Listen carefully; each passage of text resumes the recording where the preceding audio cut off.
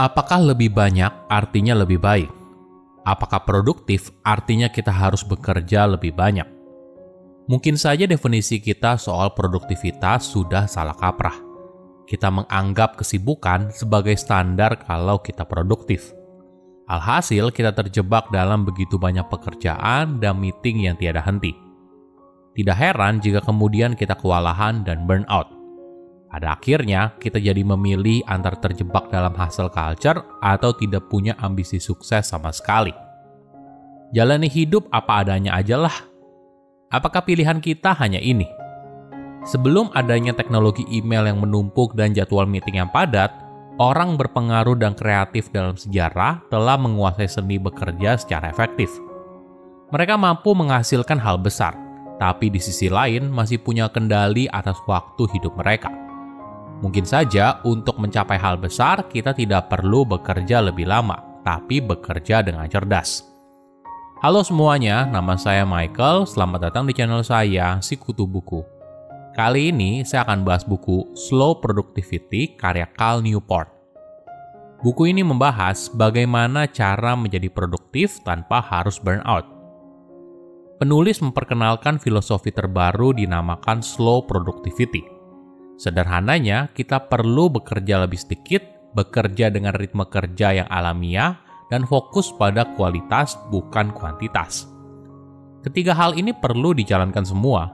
Kamu tidak boleh berhenti hanya pada bekerja lebih sedikit atau bekerja dengan ritme kerja yang alamiah. Jika hal itu terjadi, bukannya produktif. Mungkin kamu malah fokus pada quiet quitting. Kamu hanya mengerjakan secara minimal saja, tanpa adanya usaha untuk memberikan kontribusi lebih.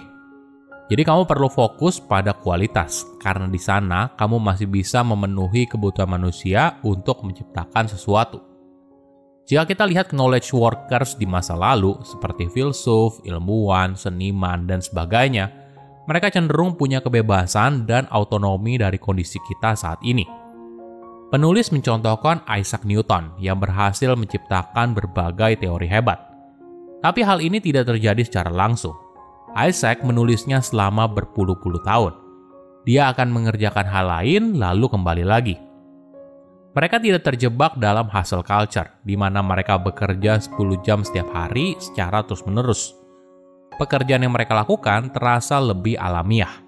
Tapi di sisi lain, mereka tetap terobsesi pada kualitas. Saya merangkumnya menjadi 3 hal penting dari buku ini. Pertama, melihat masa lalu soal produktivitas. Bagaimana nenek moyang kita bekerja? Apakah burnout merupakan hal yang umum terjadi? Mungkin saja tidak. Saat nenek moyang kita masih hidup secara nomaden, pekerjaan hanya fokus pada mencari makan dengan berburu, mengurus anak, dan sebagainya. Menariknya, mereka tidak menghabiskan sepanjang hari untuk berburu. Mereka hanya berburu secukupnya saja, dan ada 2 jam jeda di tengah hari. Berbeda dengan kondisi kita saat ini, di mana mungkin saja kita punya 18 hal yang harus dikerjakan dalam hari ini.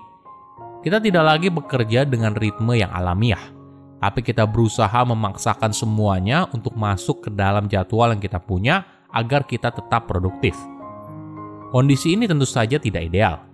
Pekerjaan yang terlalu banyak ternyata menghambat otak dalam melakukan perencanaan dan pengejaran tujuan yang besar, di mana kedua hal ini sangat unik dan berharga sekali untuk masa depan. Di sisi lain, tugas yang menumpuk bisa saja membuat kita jadi stres. Adanya tekanan untuk berusaha memenuhi ekspektasi, entah itu ekspektasi diri sendiri maupun ekspektasi orang lain. Kita terus bergerak dari satu pekerjaan ke pekerjaan lainnya. Alhasil, pekerjaan yang kita lakukan seringkali administratif dan tidak dalam. Kesibukan yang berulang membuat kita jadi tidak kreatif dan inovatif. Kedua, tantangan pekerja masa kini. Dalam ekonomi modern, knowledge worker mengambil porsi yang signifikan di tempat kerja. Kurang lebih ada sekitar 1 juta orang yang masuk dalam kategori ini.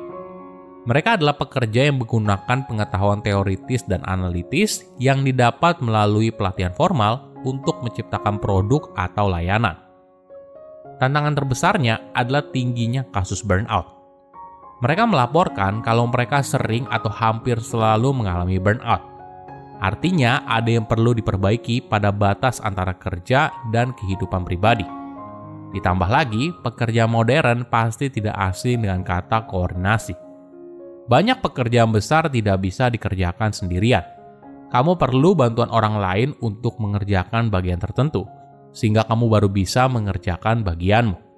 Alhasil, kita mungkin banyak menghabiskan waktu untuk koordinasi daripada benar-benar mengerjakan tugas yang sesungguhnya. Mungkin salah satu opsinya adalah mengurangi jam kerja. Namun sayangnya hal ini sulit dicapai. Selama perusahaan terus memberikan penghargaan bagi mereka yang dianggap bekerja keras, maka akan selalu ada karyawan yang bekerja lembur, kerja di akhir pekan, dan sebagainya. Di masa lalu, waktu kerja seorang mungkin lebih jelas.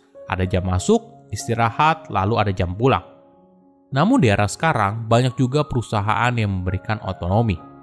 Mereka tidak terlalu begitu peduli dengan absensi karyawan, asalkan pekerjaan yang diminta dapat selesai tepat waktu.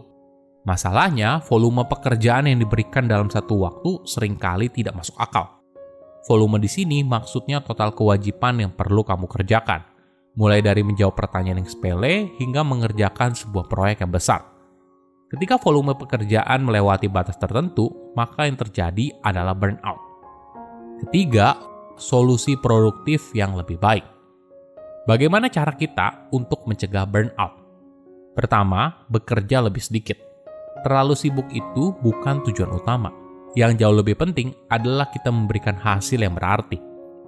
Ada banyak hal yang bisa dilakukan.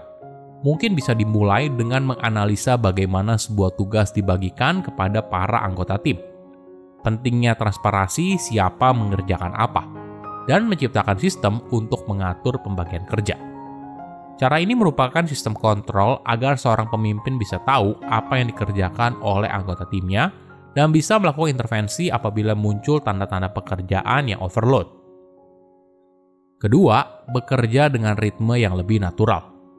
Mungkin kita bisa memberikan jeda dalam waktu bekerja. Memang betul, di kantor biasanya jam 12 hingga jam 1 siang adalah waktu istirahat. Namun tidak jarang ada beberapa orang yang sepertinya senang sekali mengajak meeting saat makan siang. Ini tentunya bukan tanda yang baik. Karyawan perlu waktu untuk bersantai agar pikirannya bisa kembali fresh dan siap bekerja.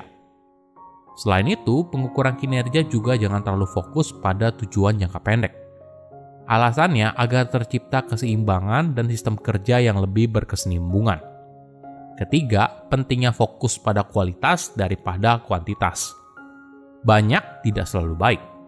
Bagaimana bila kita bekerja lebih sedikit tapi hasilnya justru lebih bagus?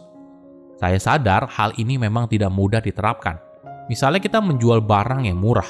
Tentunya kita perlu kuantitas yang banyak kan? Tapi coba dipikir lagi.